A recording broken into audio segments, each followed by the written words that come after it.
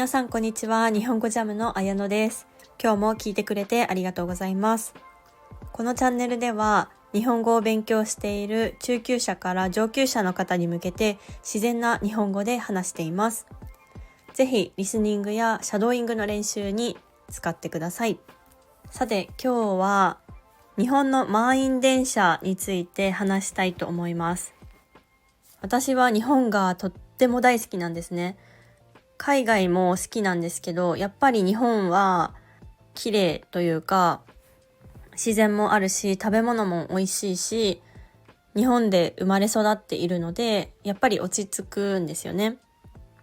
なんですけどちょっとあまり好きじゃないというか、これは嫌だなって思うのが満員電車なんですよ。満員電車を好きな人はいないとは思うんですけど、本当に電車通勤とかはストレスでした。私は日本語教師を始める前は会社員として埼玉から東京に通っていました。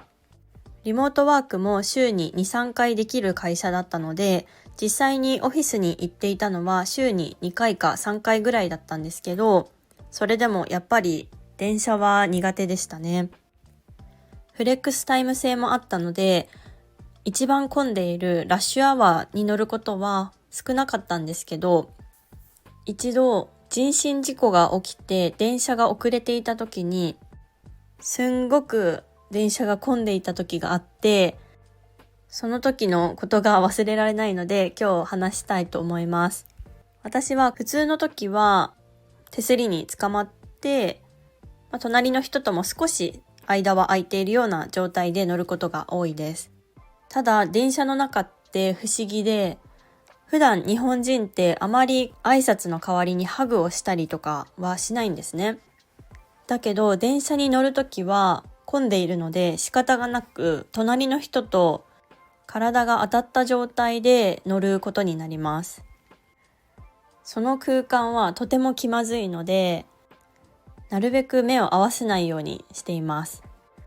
スペースに余裕があるときはスマホを見たりとか本を読んだりすることもあります。電車が遅延して混んでいた日は混みすぎてて手すりにもつかまれなかったし、自分のカバンもしっかりと持っていないと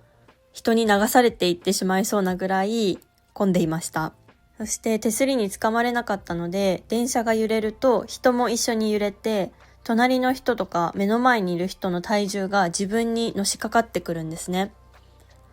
私はそんなに背が高くなくて154センチなんですけど、他のサラリーマンの男の人とかって背が高いから息をするのも大変だったんですよ。他の人の背中や肩が目の前にあるっていう感じでした。だから全然身動きが取れなかったし、バランスも取れなくて変な筋肉を使って立っていましたね。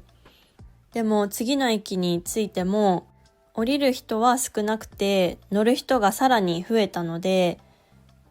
もっとぎゅうぎゅう詰めで身動きが取れなくなってしまったんですね。そのせいで必死にカバンを自分の前に抱えて持っていたんですけど、周りから圧迫されすぎてあばら骨が痛くなりました。あばら骨っていうのは胸と背中の周りにある骨ですね。肺の周りにある骨。その時感じたことのない痛みだったし、本当に苦しくって死んでしまうんじゃないかと思いました。骨折してしまうんじゃないかなって思いました。骨折は骨が折れることですね。でももう限界って思ったところで次の駅に着いて扉が開いたので、私はそこで降りました。このまま乗ってたら死んじゃうかもしれないし、潰されると思ったので、次の駅に降りて次の電車を待って会社に行きました。その出来事があってから満員電車に乗るのは怖くなったし、自分の身を守るためには乗らない方がいいなと思っているので、ラッシュアワーには乗らないようにしています。あとその時は扉の近くに立っていたので人の出入りが多くて、手すりも届かない場所にあったので不安定だったんですね。でも座席の前のスペースだったら比較的空いていることも多いし、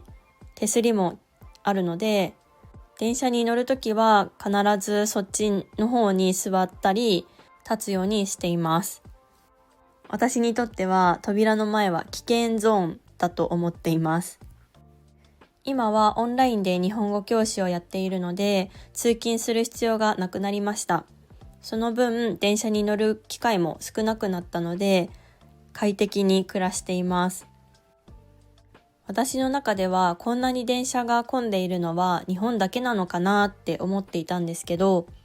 皆さんの国ではどうですか？皆さんの国では何で通勤をする人が多いですか？日本では職業や場所によっても異なりますが、東京のオフィスに通う人はほとんど電車通勤をしているかなと思います。電車は早いし、いろいろなところに行けるし、環境にもいい乗り物ですが、やっぱり満員電車があるとちょっと嫌だなと感じてしまいますね。でももちろんいいところもありますよね。日本の電車は時間通りに来ますし、比較的綺麗だと思いますし、いろいろな路線を使いこなせば、たくさんいろんなところに行けるなと思います。普通の電車ではありませんが、新幹線は特に快適だし、早いし、私は旅行の時は飛行機よりも好きかもしれません。ただ少し高いので、あまり乗ることはできないんですけど、日本の国内を旅行するときは飛行機ではなくて新幹線を使いたいなと思っています。日本には新幹線、電車、地下鉄、バス、様々な公共交通機関があるので、ぜひ調べてみてください。では本日はここまでにしたいと思います。いかがでしたでしょうか？皆さんも日本で満員電車に乗ることになったときは気をつけてください。